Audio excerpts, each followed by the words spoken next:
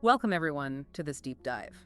We're digging into something I think resonates with a lot of us, this modern struggle, finding any real peace. We've got some fascinating material that looks at why it feels so hard to just stop. And the psychology behind it, our goal today, to really get under the surface, go beyond just saying, we're all busy, and explore why rest feels so out of reach in our, well, super connected world. We'll be touching on some cool ideas, like how our minds decide what gets our attention, hopefully connect it all back to, your own day-to-day, maybe some aha moments along the way. It's such a common feeling now, isn't it? Yeah. That total exhaustion combined with, well, just not being able to switch off. Yeah. The phone buzzing, always checking steps, or that little voice saying, shouldn't you be meditating? It feels very modern, but it actually taps into something fundamental about how we work. Absolutely. It is a paradox. Like being completely drained, but still running on the spot. And this idea you mentioned about how our minds sort things out, what stands out, the figure versus the background, the ground, that seems really key here. It feels like constant doing has become the figure. It grabs all the attention. And actual rest, it's just faded way, way into the background. Almost invisible sometimes. Right. Think about those notification badges on your phone apps. Little red circles. They pop right out, don't they? That's the figure demanding you look. Yeah, totally. While the quiet space, the possibility of just being, that's the ground. And it barely gets a look in because the figures are so insistent. Yeah. Rest is there, potentially, but our attention gets hijacked. So are we saying this constant buzz, this activation, it isn't actually our natural state? That's quite a thought. Well, the perspective we're exploring suggests exactly that. That fundamentally, human consciousness isn't designed for this kind of perpetual motion machine we've created. It's like we've somehow, inverted our own psychological wiring. Accidentally, perhaps, but inverted nonetheless. Right. That image of a wind-up toy, but one that never stops because we keep winding it with every task, every scroll, every mental note. Yeah, that really hits home. It does. And the consequence, as the material points out, is this state of, well, chronic activation, where even sleep starts to feel less like real restoration and more like just prepping for the next bout of activity. Oh, definitely. And it's not just the things we are doing, is it? It's the weight of what's not done. Yeah, exactly. That brings us to the idea of open gestalts, these unfinished loops, unread messages, goals not quite hit, projects lingering. Each one creates this little bit of psychological tension. They demand resolution. That rings so true. I feel that, like little hooks pulling at my attention, even when I'm trying to relax. That email I need to send, that call I should make. Precisely. Each open gestalt carries an energetic charge, you could say. It wants to be closed. And all these open loops together create this field of tension that makes deep rest really difficult. And our digital world, it's like a digital perpetuum mobile, constantly generating new open loops, new figures grabbing for our focus. So that tiny unread email counter, it seems trivial, but it's actually creating real cognitive load, a kind of low-grade hum of anxiety. Yes, it becomes a figure demanding completion, demanding attention, however small. It adds to the overall noise, preventing the ground of stillness from emerging. Okay, so if we zoom out a bit, the nature of stress itself seems different now too, right? That's a really important distinction the material makes. Think about ancestral stress. It was usually acute, physical, a predator, a storm. There was a clear threat, a response, fight or flight, and then, crucially, resolution. The danger passed, you could rest. Right. Beginning, middle, end, action, then recovery. Exactly. But modern stress, it's often abstract, continuous. Deadlines, financial worries, social comparisons, they don't just disappear. This can lead to what's called chronic sympathetic activation. Our fight or flight system is just simmering constantly. There's no clear off switch. So the metaphorical tiger never really leaves the room. It just changes shape in our minds. That's a good way to put it. And applying that Gestalt lens again, the figure and ground get distorted. What should be the quiet background hum of existence becomes this foreground chaos of worries and pressures, peace and stillness.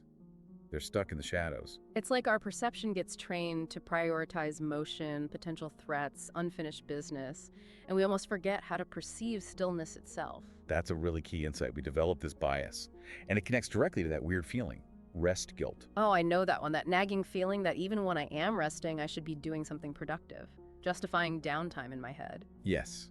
We find ourselves thinking, okay, I'm relaxing now so that I'll be more productive later. The material points out how deeply this is conditioned by society, equating worth with output, with doing. So even rest needs a purpose, right? Meditation is mindfulness training. A holiday is recharging. Sleep is performance enhancement. We've lost the ability to just be. without justifying it. That thought experiment, imagining a world where stillness is the default and you have to justify activity, wow, that really flips the script. It shows how skewed things are now. It absolutely does. It makes you question those fundamental assumptions. And that mention of Bachelard's intimate immensity, that idea of inner stillness expanding. In Gestalt terms, that's when peace finally emerges as the figure. But, and this is crucial, it requires a real restructuring of our perception, of our whole psychological field. So struggling to stop isn't just me being bad at relaxing, it's a symptom of this broader perceptual programming. That's the argument, yes. A deeply ingrained habit of prioritizing action. And we can dig into the mechanics of that a bit more with the idea of the Gestalt field. Okay, the Gestalt field. Like our consciousness is a field of energy. Sort of, yeah. Imagine consciousness like the surface of water. Every stimulus, every thought, every task, it creates a ripple. And these ripples don't just vanish instantly, they persist until resolved. Which brings us back to those open gestalts, those unfinished things again. Exactly. And there's this innate drive, the principle of closure, that pushes us to smooth out those ripples, to complete things. Kurt Lewin talked about psychic tension fields, those unfinished tasks that create almost tangible forces in our minds, little magnets pulling for attention. So those unread emails aren't just digital icons, they have a kind of psychological pull, creating this overall tension. Precisely. A collective tension field that makes true settling difficult. It's like trying to find calm water when there are dozens of little disturbances constantly happening. It feels like they're physically taking up space, blocking out the quiet. And the idea of isomorphism helps here too. It suggests a similarity between psychological processes and physical reality. Trying to force constant activity, fighting the need for rest. It's like trying to hold water without cupping your hands. It goes against the natural shape, the natural organization of how we function. Our minds, like our bodies, seek equilibrium. You can't sprint forever, mentally or physically. Pushing for constant focus violates that natural structure. And in our world, rest has become the background noise, hasn't it? Which, as you say, fights against that need for flexibility for different things to become the focus when needed. That lack of dynamic shifting is key. And it's made worse by attention residue. Attention residue, what's that? It's when you switch tasks, but part of your attention stays stuck on the previous one, especially if it felt unfinished. Those unresolved experiences linger as figures in your awareness, even when you're trying to focus elsewhere. Okay. That explains why sometimes, even after I stop working and try to read a book, my mind is still half stuck on that project, like a mental echo. Exactly Yeah. that, a mental echo. And we develop these coping mechanisms, these pseudo-closure mechanisms. Pseudo closure, like faking it. Kind of. Ticking something off a list quickly without really finishing it properly. Setting a super brief reply just to clear the notification. It gives a momentary illusion of completion, but the underlying tension from the open gestalt, it's still there. Like putting a lid on a boiling pot looks contained, but the pressure's still building. Got it.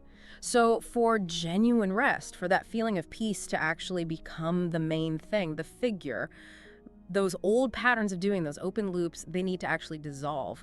But our environment with the constant pings and demands, it just keeps creating new figures, right? Reinforcing the cycle. Precisely. Which means rest isn't just about stopping activity. It's its own distinct state, its own gestalt. And it needs the right conditions to emerge.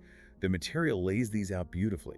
Things like temporal spaciousness, feeling like you have ample, unhurried time, attentional freedom, letting your mind wander without forcing focus, emotional safety, feeling free from judgment or pressure. Also, sensory balance, not too much stimulation, not too little, and maybe most profound, existential permission, truly accepting it's okay to just be. Wow. When you list them like that, it's clear that most quick fixes, like just turning off notifications for an hour, they don't really create those deeper conditions, do they? Often, no. They target symptoms, not the underlying perceptual structure. They might provide temporary relief, but they don't fundamentally shift the figure-ground relationship. And think about the brain itself. Neuroscience shows the default mode network, active during rest, mind-wandering, introspection, actually uses more energy than focused tasks sometimes. More energy. That's counterintuitive. It is, but it supports the idea that rest isn't passive. It's an active process of integration, consolidation, reorganization. Resisting rest literally prevents important neural work from happening. Our brains are busy doing crucial background processing, connecting dots, making sense of things. Constant oniness blocks that. And that other principle, pregnance, our tendency towards simplicity, it feels like we try to simplify by being hyper efficient, but it just creates more complexity and stress. Exactly the paradox. We strive for simplicity through relentless action. But true simplicity, true order, emerges more organically when awareness isn't constantly being forced. It self-organizes towards clarity when given the space. But achieving that space, that flow, it actually takes conscious effort at first, doesn't it? Like learning to float, you have to intentionally relax before it feels effortless. That's a great analogy.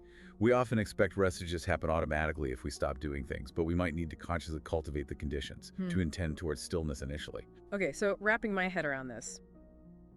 All these threads, figure ground, open loops, tension fields, attention residue, time perception, they all weave together to create this feeling of constant motion. It's not just one thing. It's a whole interwoven pattern, a complex gestalt.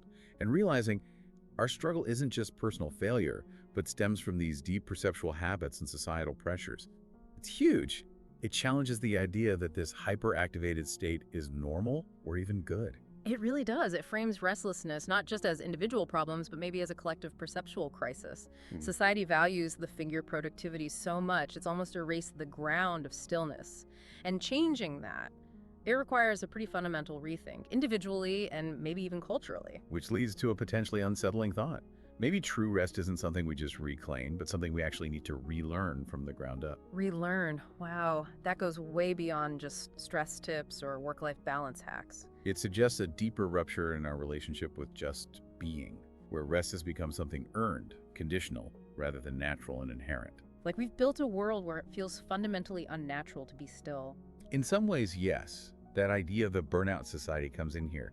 How we internalize the demand for productivity so deeply that we kind of willingly participate in our own exhaustion. From that Gestalt view, it's a severely distorted figure ground where activity has consumed almost all the available mental space. And those 5 root causes mentioned, existential anxiety, social programming, messed up body clocks, stimulus addiction, rigid attention, they're not separate problems, are they? No, they function as one integrated system, one Gestalt. They feed each other. Trying to fix just one, like improving sleep hygiene without addressing the underlying anxiety or the constant phone checking, it's unlikely to stick. You have to see the whole pattern. Which brings us back to that slightly paradoxical idea. Maybe getting to rest involves engaging with the restlessness first, not just trying to push it away. Allowing the figure of restlessness to fully emerge, to be acknowledged, perhaps even understood, before the ground of peace can naturally come forward. You can't ignore the waves to find the calm water beneath. You have to see the waves for what they are first. Like needing to feel the tension before you can release it. Exactly. And think about existential proprioception. Existential proprioception, like our sense of where we are in space, but for our being. Kind of, yes. Yeah. That inner sense of being grounded, present, aligned in the world. Modern life, with its noise and demands, can really dull that sense. So finding rest might involve recalibrating that inner compass, recognizing what feels truly aligned versus just busy or distracted. It makes sense then that this difficulty resting could be tied to a wider crisis of meaning. If we lack those deep existential reference points, maybe activity just fills the void. Very possibly. The ground of existence gets obscured by the endless figures of tasks, achievements, distractions. No. We lose touch with that fundamental sense of being. And embracing stillness then. It means facing whatever comes up in that quiet space. The doubts, the fears, the big questions. It can, yes. Rest isn't necessarily an escape from life in this view, but potentially a more direct encounter with it, with its complexities and mysteries. So it's not a simple A to B journey, more like peeling an onion or climbing a spiral staircase. Each step reveals a bit more. That's a good way to see it. You Yep. start asking, why can't I rest? And soon you're pondering consciousness, meaning the human condition. It deepens. And there's that paradox again. Seeking answers about rest leads to more questions, bigger questions. Trying to simplify actually expands awareness. It does. Like watching clouds, clarity forms, then shifts into new patterns. It's a dynamic process, not a static solution.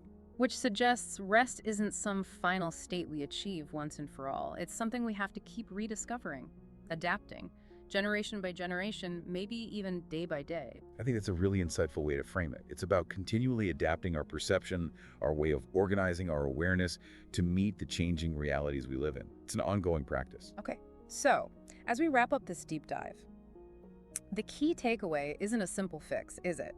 It's more about the shift in perspective, seeing the interplay of movement and stillness through this Gestalt lens. Exactly. Understanding how figure and ground operate in your own experience. Noticing what grabs your attention and why. So the question, why can't I stop, isn't just about being tired.